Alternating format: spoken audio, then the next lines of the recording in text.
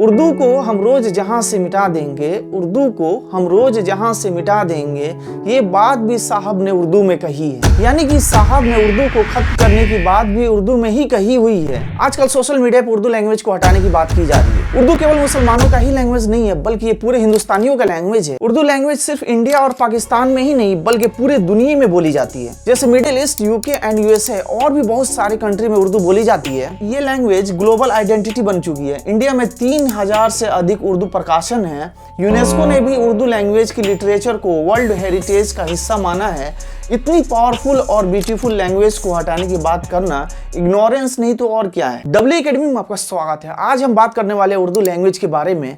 तो एक ऐसी जुबान जो बोलने में ही नहीं बल्कि सुनने में भी इतनी खूबसूरत है कि दिल को छू जाती है। इसकी ग्रामर, प्रोनाउंसिएशन और तलफ़ुज़ इतनी शानदार होती है कि लोगों के दिल छू जाती है। तो चलिए उर्दू लैंग्वेज की हिस्ट्री, फीचर्स एंड इंपॉर्टेंस की डिटेल समझते हैं।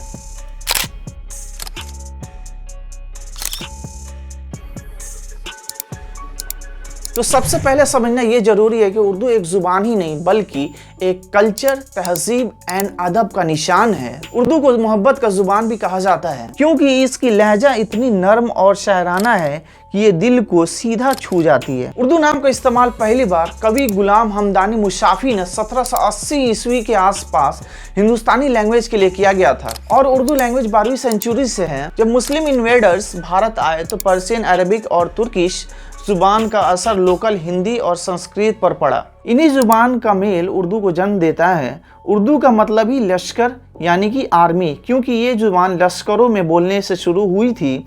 धीरे धीरे ये जुबान नॉर्थ इंडिया और डेक्कन रीजन्स में फेमस हो गई। बहादुर शाह जफर और मीर ताक़ी मीर जैसे शायरों ने इस जुबान को और भी बुलंदियों तक पहुंचाए। उर्दू लैंग्वेज इंडियन कॉन्स्टिट्यूशन से मान्यता प्राप्त है। ये 8वीं अनुसूची की लैंग्वेज है और 2020 के मुताबिक उर्दू बोलने वाले लोग 168 मिलियन हैं। हिंदी उर्दू बेल्ट और डेक्कन, इंडिया, अफगानिस्तान, तेराई, नेपाल और ओल्ड ढाका, बांग्लादेश में इस्तेमाल किया जाता है। उर्दू की ओरिजिन उत्तर प्रदेश के मेरठ डिवीजन में हुई जो पुरानी दिल्ली से सटा है। 1837 में Urdu British east India company की अत्यधिक भाषा बन गई, जिसने कंपनी शासन के दौरान पूरे उत्तर भारत में फारसी की जगह ले ली। ये तो इसकी हिस्ट्री थी। अब आते हैं इसके क्या क्या फीचर्स हो सकते हैं। तो उर्दू के फीचर्स के बारे में समझेंगे।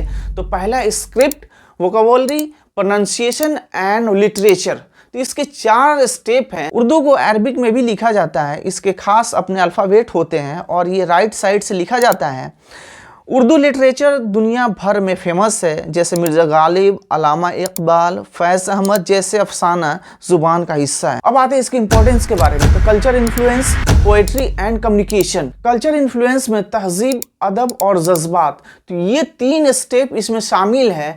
अगर ये चीज़ें हम फॉलो नहीं कर पाएंगे ना तो सब कुछ बेकार है। आप कहेंगे कि उर्दू को हटा दिया जाए तो ये चीज़ें ख़त्म हो जाएंगी, हमारी कल्चर ख़त्म हो जाएगी, हमारी तहजीब, अदब एंड जज्बात को ख़त्म कर दिया जाएगा। यहाँ तक कि आपको देखा जाए तो बॉलीवुड में बहुत सारे शेर व शायरी और गाने और डायलॉग उर्दू में ही लिखे गए हैं। यानी कि सारे के सारे मतलब जो अल्फाज हैं, वर्ड हैं, उर्दू से ही लिया जा रहा है। तो आप चले जाए बॉलीवुड में तो बहुत सारे गाने जो हैं वो उर्दू में ही, यानी कि अगर एक गाना है तो उसमें 50 से 60 और 70% देखा जाए तो उसमें क्या है, उर्दू वर्ड शामिल है, यानी कि उर्दू लफ्ज़ शामिल है।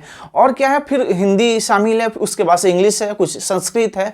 तो अगर कहा जाए कि आप उर्दू के बगैर बोल लो तो ये पॉसिबल नहीं है। आप उर्दू से मतलब बच ही नहीं सकते हो, आप भाग नहीं सकते उर्दू से। ना ही आप उर्दू से भाग सकते हो, ना ही हिंदी से भाग सकते हो, ना ही इंग्लिश से और ना ही संस्कृत से। तो ये चारों का कॉम्बिनेशन है जिससे हम एक हिंदी बोल सकते हैं, उर्दू बोल सकते हैं, एक लैंग्वेज बोल सकते हैं जिससे लोगों को समझ में आ जाए।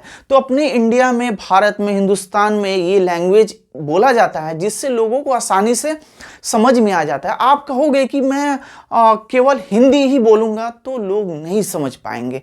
क्यों? अगर कोई कहे कि मैं उर्दू ही बोलूँगा तो लोग नहीं समझ पाएंगे। अगर कोई बोले कि इंग्लिश ही बोलूँगा या फिर संस्कृत ही बोलूँगा तो लोग नहीं समझ पाएंगे। तो सारे लैंग्वेज को इंक्लूड करके सबका कम्बिनेशन होता है, जिससे बोलने में लोगों को आसानी होती है, समझ में मतलब अच्छे से समझ पाता है।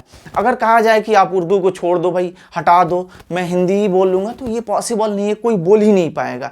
हमारा कल्चर ख़त्म हो जाएगा, हमारा अदब ख़त्म हो जाएगा, हमारा जज्बात ख़त्म हो जाएगा। आप बॉलीवुड में देख लीजिए तो उनके गानों को आप नहीं रोक पाएंगे, वो बहुत सारे उसमें लफ्ज़ हैं, वर्ड्स हैं जो उर्दू शामिल है।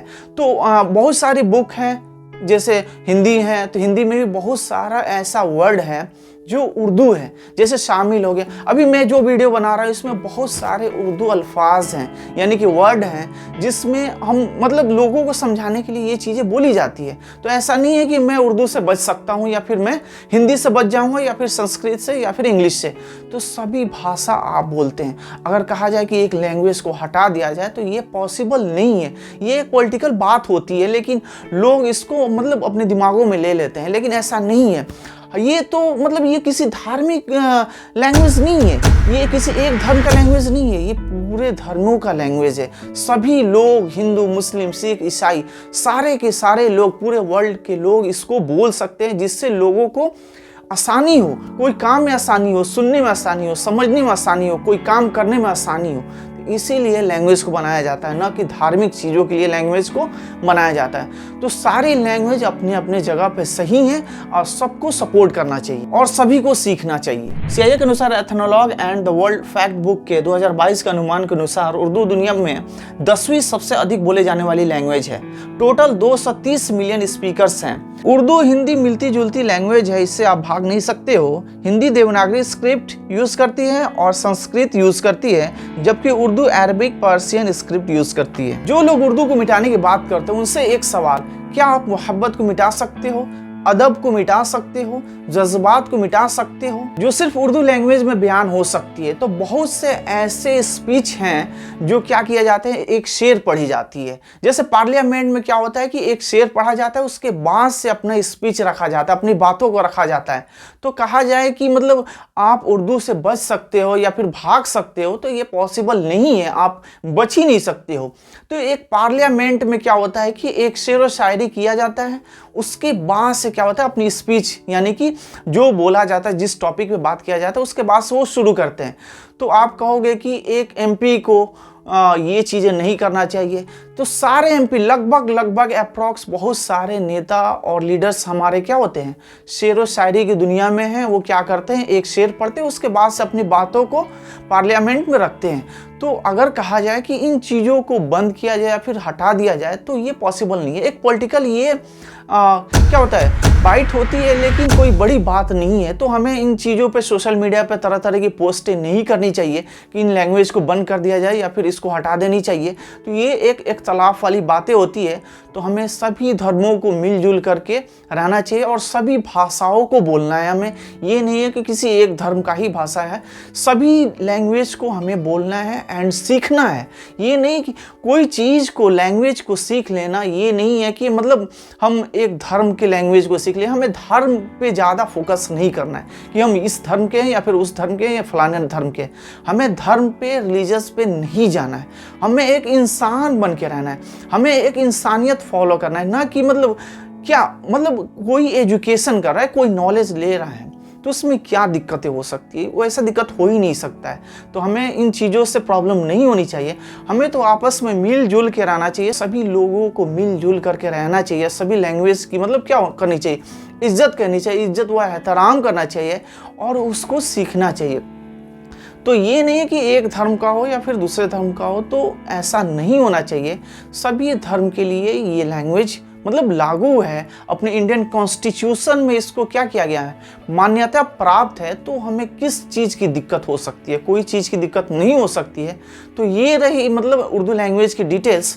तो हमें ज़्यादा इन बातों पे फोकस नहीं करना है, हमें सभी धर्मों को मिलजुल करके रहना है। ये छोटी छोटी बाइट्स पे ध्यान हमें नहीं देनी है और ये गलत वे पे जो चलने की कोशिश कर रहा है या फिर गलत तरह से बाइट्स दे रहा है, उन चीज़ों पे मतलब क्या हमें फोकस नहीं करना है। हमें मिलजुल करके हिंदू, मुस्लिम, सिख, ईसाई सभी धर्म हम क्या होंगे, आपस में मिल करके रहेंगे, ना कि नफ़रत फैलाएंगे। तो हमें नफ़रत नहीं करना है, हमें सभी धर्म भाई बहन मिलजुल के रहेंगे तभी हमारा देश आगे बढ़ेगा। ठीक है, तो इन चीज़ों पे हमें फोकस करना है, एक इंसान बन के रहना है, इंसानियत करनी है और दूसरों की मदद करनी है, हमें एक दूसरों की हेल्प करनी है। ठीक है, तो हमारा देश आगे बढ़ेगा। तो प्लीज़ गवर्नमेंट से रिक्वेस्ट है कि उर्दू लैंग्वेज को पूरे देश में बढ़ावा दिया जाए और इन लैंग्वेज पे ध्यान दिया जाए और बोला जाए और लोगों को सिखाया जाए, ताकि लोगों के अंदर तहज़ीब और मोहब्बत और जज्बात पैदा हो और लोग एक अच्छे रास्ते पे निकलें, जिससे हमारे ग्रामर, प्रोनाउंसिएशन और कम्युनिकेशन स्किल ज़्यादा डेवलप होगी।